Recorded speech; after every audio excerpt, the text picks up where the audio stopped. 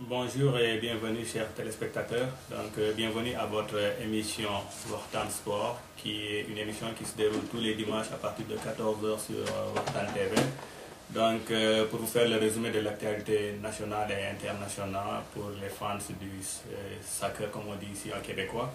Donc aujourd'hui au menu, nous allons parler des résultats des championnats européens et puis on va parler du tournoi de la fraternité. On va brosser un peu le hockey avec notre Canadien qui est en ligue, en série de la Ligue nationale. Donc, pour les championnats européens, on va commencer par le championnat de France, là où vous savez que Marseille est déjà sacré champion, même s'il reste une journée encore à jouer. Donc, Marseille qui, après 17 ans de calvaire, 17 ans de travail, a finalement décroché son titre. La dernière fois, c'était en 98. Donc, il faut aussi noter que c'est Didier Deschamps, le capitaine de l'Olympique de Marseille, quand il prenait le dernier championnat en 92, qui est actuellement entraîneur de l'équipe de Marseille, donc qui vient d'être sacré champion en tant que capitaine en 92 et en tant qu'entraîneur de l'Olympique de Marseille en 2010.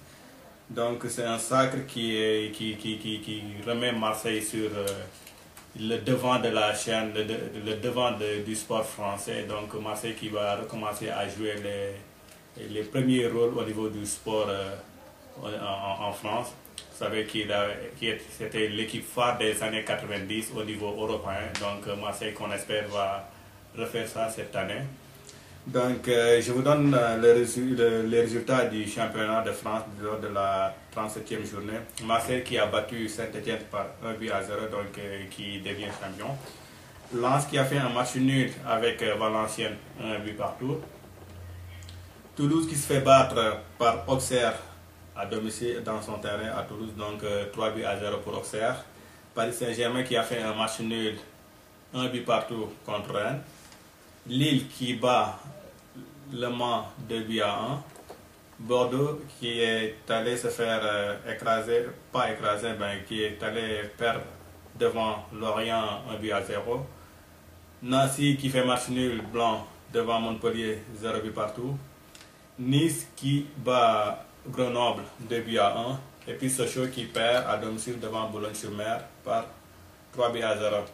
Donc au niveau du classement en ce moment, Marseille est assuré d'être champion, même s'il reste encore une journée, parce qu'il devance de 5 points le suivant direct qui est Lille avec 70 points. Donc Marseille a 75 points. Auxerre vient en 3e position avec 68 points. Lyon qui est en 4e position avec 66 points. Donc Lyon qui va se battre pour essayer de jouer les qualifications pour le Champions League. Et enfin Montpellier qui est en 6e position également avec 66 points. Égalité de points avec... un instant, on a un invité. Oui, allô? Oui, allô? Excusez-nous, en fait, il ne s'agit pas d'un appel concernant l'émission. On pensait que c'est un auditeur qui voudrait passer à l'émission.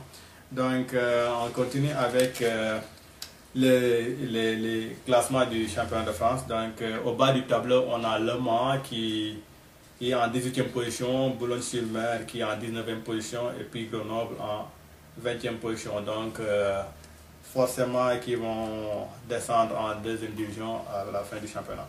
Donc, au classement des buteurs, Mamadou Dian, capitaine de l'Olympique de Marseille, qui est déjà sacré champion, qui est à la tête des meilleurs buteurs du championnat de France en ce moment avec 17 réalisations. Kevin Gamero qui suit de près avec 16 réalisations de Lorient. Donc Lisandro Lopez de Lyon vient avec 14 réalisations. Melwood de PSG 14 également.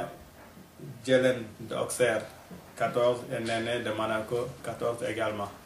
Donc c'est ça qu'on retient du championnat de France. Donc comme je vous le rappelle, Marseille est déjà sacré champion après 17 années de dur labeur.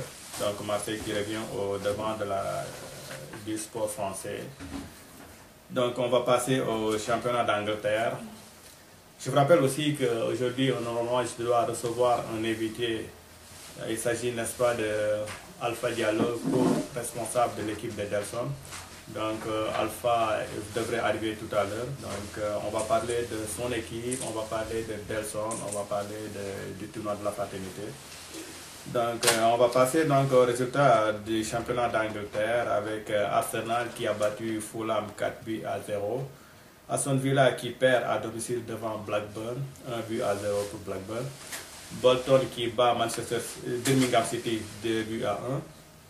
Chelsea qui écrase Wigan 8 à 0 et de ce fait confirme sa suprématie. Donc Chelsea également est championnat d'Angleterre à partir d'aujourd'hui. Donc c'est fini le duel entre Chelsea et Manchester, même si Manchester a battu Stoke City 4 buts à 0 également. Donc Manchester qui est deuxième du championnat. Everton qui bat Portsmouth 1 but à 0. Hull City qui fait un match nul à domicile contre Liverpool 0 but partout. West Ham qui fait un match nul 1 but partout contre Manchester City. Et puis Wolverhampton qui bat Sunderland 2 buts à 1. Là également, c'est Chelsea qui redevient champion depuis le départ de José Mourinho. Vous savez que Chelsea n'avait pas encore été champion de l'Angleterre. Donc, Manchester qui a failli gagner 3 fois d'affilée les champions a été barré par Chelsea. Donc, Manchester finalement se met à la deuxième place du championnat avec 85 points. Donc Chelsea qui, avec 1 point d'avance, est champion d'Angleterre. Arsenal qui vient en troisième position avec 75 points, donc qui assure ici sa place en Champions League. Il y a Tottenham et puis Manchester City avec respectivement 70 points et 67 points qui vont jouer les qualifications pour se qualifier en Champions League.